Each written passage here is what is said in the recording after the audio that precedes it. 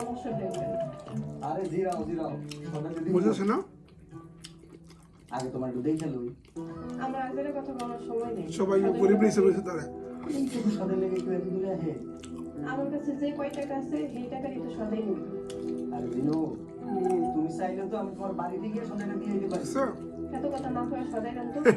আমি কই কি তোমার মায় মানুষের বাড়ি বাড়ি কাম করিয়া তোমরা কয়দিন পালবো এক কাম করো তুমি আমাকে